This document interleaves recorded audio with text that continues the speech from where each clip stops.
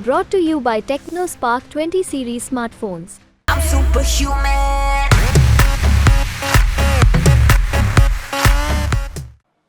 नमस्कार, आप देख रहे हैं न्यूज़ तक और आप जानते हैं कि न्यूज़ तक लोकसभा कवरेज आपको देश भर से देखने को मिल रही है। इस वक्त हम बिहार में हैं, काराकाट लोकसभा का मिजाज जानने आए हैं। हमारे साथ उपेंद्र कुशवाहा जी हैं यहाँ पर। बहुत बहुत स्वागत है न्यूज़ तक पर। उपेंद्र जी, सबसे लोग इस बात की चर्चा कर रहे हैं यहाँ पर कि सीट कहीं फंस तो नहीं जाएगी। पवन सिंह क्या कोई फैक्टर है यहाँ पर? आप लोग अजीब चीजों की चर्चा करते हैं। देखिए, गांव में लोगों के बीच में जहां लोगों को वोट डालना है, जो वोटर्स हैं, उसमें कहीं इस बात की चर्चा नहीं। अब मीडिया में, सोशल मीडिया में इस बात की चर्चा, और मीडिया के कारण ही यह चर्चा अगर कहीं दिख भी रही है चौक चौराहे पे, तो इसी के कारण चर्चा है। बाकी कहीं कोई जमीन पर इसकी चर्चा ही नहीं है। तो जब चर्चा ही नहीं है तो कहाँ से कोई मामला बनता है? अच्छा, लोग ये चर्चा इसलिए भी कर रहे हैं क्योंकि पवन सिंह जहां जा रहे हैं वहां भीड़ दिखाई दे रही है, लेकिन क्या वो सिर्फ दर्शक हैं या वो वोटर भी हैं, ये सवाल है। देखिए, इस तरह से भीड़ के कारण अगर वोट हो जाना हो, तो जितने स्टार हैं सब पॉलिटिक्स के बड़े बड़े पदों पर जा सकते हैं, क्योंकि वैसे लोग तो जहां आएंगे, नेचुरल है कि वहां भीड़ लगेगी। अभी आपका ही घर यहाँ हो, हमारा घर हो, और बगल से अमिताभ बच्चन जाने लगे, तो वो किसी पार्टी के कारण आए हों, लेकिन देखने के लिए तो हमारे आपके परिवार का भी कोई व्यक्ति चला ही जाएगा। तो इसको जोड़ करके यह कहना कि वोट में तब्दील होगा नहीं होगा, इस विषय पर चर्चा भी हमको लगता है कि बहुत उचित नहीं। मतलब पवन सिंह से कोई नुकसान नहीं हो रहा आपको? हम स्पेसिफिक किसी कैंडिडेट का नाम नहीं ले रहे हैं। हमारा कहना है कि सिर्फ लड़ाई तो महागठबंधन और एनडीए के बीच में है, कि कहीं से कोई और बात है ही नहीं, बिल्कुल डायरेक्ट लड़ाई है। तो कितने वोटों से जीत रहे हैं फिर आप? देख, यह तो अंतिम रूप से 4 जून को पता चलेगा, लेकिन जितने वोटों से हम 2014 में जीते थे, हम 2014 की चर्चा इसलिए कर रहे हैं कि उस वक्त भी हम एनडीए में थे, अभी एनडीए में हैं। तो जितने वोटों से उस समय जीते थे, उससे मिनिमम 2 गुने वोट से तो गारंटी के साथ हम चुनाव जीतेंगे। इसमें अच्छा। कहीं कोई दिक्कत नहीं। चुनाव क्या एक तरफा है इस बार काराकाट? हाँ, बिल्कुल एक तरफा है। जो महागठबंधन का समीकरण है, उसका वोट उनको मिलेगा, लेकिन उसमें भी 100% उस समीकरण का वोट भी उनको मिल जाए, यह भी नहीं। प्रधानमंत्री जी के नाम पर महागठबंधन में जो सोशल इक्वेशन है, वहाँ से भी बहुत सारे लोग हैं जो वोट देंगे प्रधानमंत्री जी के नाम पर, तो वहाँ से भी थोड़ा वोट आएगा। और बाकी जो समीकरण एनडीए का है, इतनी पार्टी है, 5 पार्टी है, इनका जो अपना समर्थन है, गांव-गांव में प्रधानमंत्री जी की लोकप्रियता है, उनके काम का असर है, बिहार के मुख्यमंत्री नीतीश कुमार जी के काम का असर है, और 2014 से लेकर 19 तक हमने भी लोगों की सेवा ईमानदारी से की है, उसका भी असर है। इसलिए एक तरफा जैसा तो है ही नहीं, लेकिन यहाँ पर काराकाट में आपके चेहरे पर ज्यादा वोट पड़ रहा है या मोदी जी के चेहरे पर वोट पड़ रहा है? नहीं। ज़्यादा कम की बात हम नहीं कर रहे हैं। प्रभाव क्या है ज्यादा? हम यह बता रहे, प्रधानमंत्री जी से अब हम तुलना करें कि उनके कारण ज़्यादा, मेरे कारण ज़्यादा, देखिए इसका मतलब नहीं है।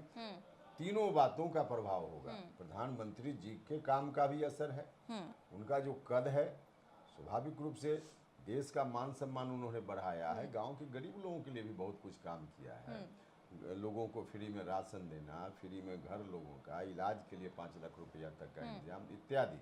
और मुख्यमंत्री, माननीय मुख्यमंत्री नीतीश कुमार जी ने भी जो कुछ काम किया है, घर घर में बिजली पहुंचा दी। पहले 4 घंटा 5 घंटा बिजली भी गांव में रहे, इस बात के लोग तरसते थे, और 24-24 घंटा तक बिजली रहती है, तो उनका भी असर है। साथ ही हमने कहा कि 14 से 19 तक हम रहे भारत सरकार में, तो केंद्रीय विद्यालय हमने खुलवाया, केंद्रीय विद्यालय में बच्चों का नामांकन हमने करवाया। यहाँ डालमिया नगर का एक इशू है, उसको हमने पटरी पर ला दिया। तो बहुत सारा काम हमने भी किया है। तो तीनों बातों का असर है, प्रधानमंत्री जी का भी, मुख्यमंत्री जी का भी, और हमने जो ईमानदारी से लोगों की सेवा की है, इसका भी। अच्छा, ये सवाल मैंने इसलिए पूछा क्योंकि पवन सिंह ने भी एक ऐसा बयान दे दिया कि प्रधानमंत्री मोदी के नाम पर कितनी बार जिताएंगे। अभी आपका विषय है, उस पर मेरी कोई बात नहीं। हमने कहा कि हमारे काम का, मुख्यमंत्री जी के काम का और प्रधानमंत्री जी के काम का, उनके चेहरा का, सब बातों का असर। अच्छा, चर्चा ये भी है कि भाजपा चाहती तो पवन सिंह को ना भी उतारती, यानी कि रोक भी सकती थी उन्हें। हमको इस बात का भी दुख लगता है कि बीजेपी को क्यों ब्लेम किया जा रहा है। बीजेपी को ब्लेम करना पूरे तौर पे गलत है। और भी कई मीडिया के साथियों ने हमसे सवाल किया है इस तरह का। बीजेपी को ब्लेम करना पूर्णतः गलत है। बाकी अब कोई व्यक्ति अगर बीजेपी का है और कहीं कुछ गड़बड़ कर रहा है, पार्टी के खिलाफ काम कर रहा है, यह देखना बीजेपी का विषय है। तो बीजेपी समय से चीज़ों को देखती है। जो जहाँ अभी ध्यान नहीं गया, ध्यान जाएगा, बीजेपी देखेगी। लेकिन उनके पीछे बीजेपी है, यह कहना मुनासिब नहीं है। लेकिन एक अजीब सी चर्चा इस बीच ये भी आ रही थी कि क्या भाजपा ने राजनीतिक भविष्य कहीं ना कहीं खत्म कर देना चाहते हैं कुशवाहा जी का, इसलिए भाजपा में अब हमको नहीं मालूम, 2-4 लोग कोई हो सकते हैं जो इस तरह की गंदी सोच वाले हों। हमको नहीं मालूम है, नहीं है, लेकिन संभव हो सकता है कि ऐसा हो। लेकिन पूरी पार्टी को इस बात के लिए ब्लेम करना यह कहीं से उचित नहीं है।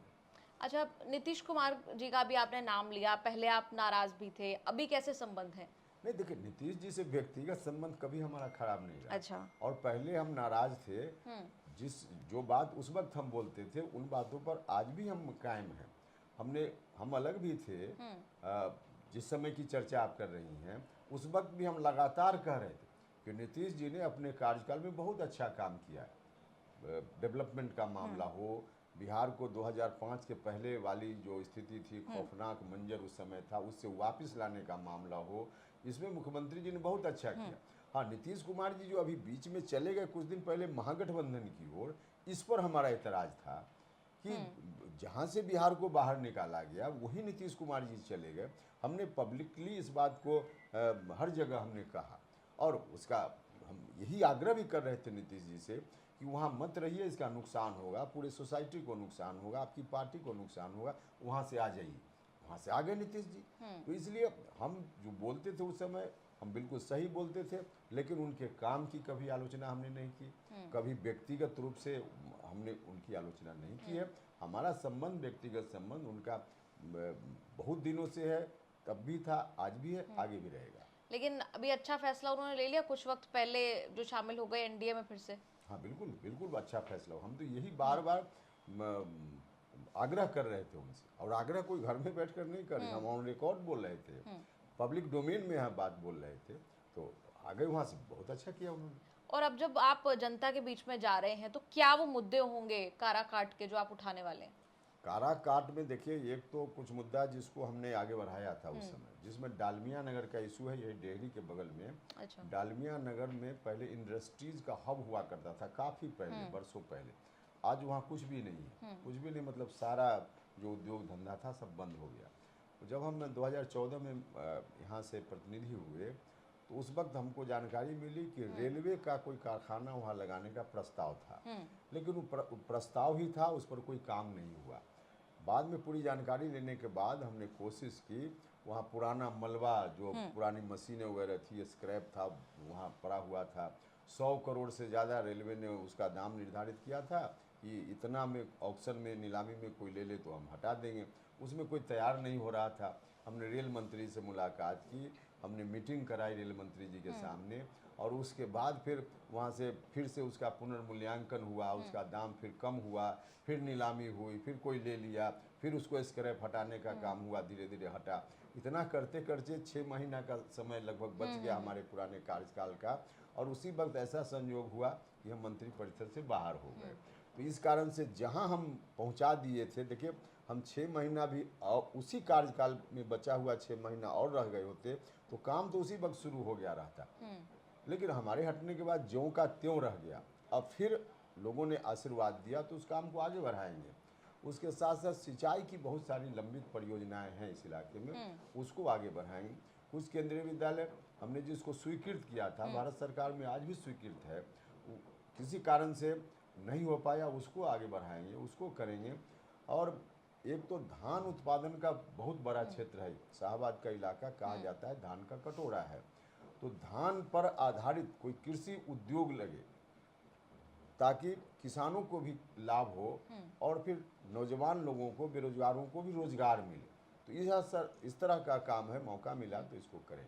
अच्छा, क्योंकि आपने रोजगार की बात कही, हम देख रहे हैं कि विपक्ष जो है वो सबसे बड़ा मोर्चा बेरोजगारी पर उन्होंने खोला हुआ है। देश में बेरोजगारी है, महंगाई है और जगह जगह जाके इसका प्रचार किया जा रहा है। आप इस पर क्या कहेंगे? नहीं, देखिए, बेरोजगारी की समस्या को दूर करने के लिए प्रधानमंत्री जी का विशेष ध्यान है।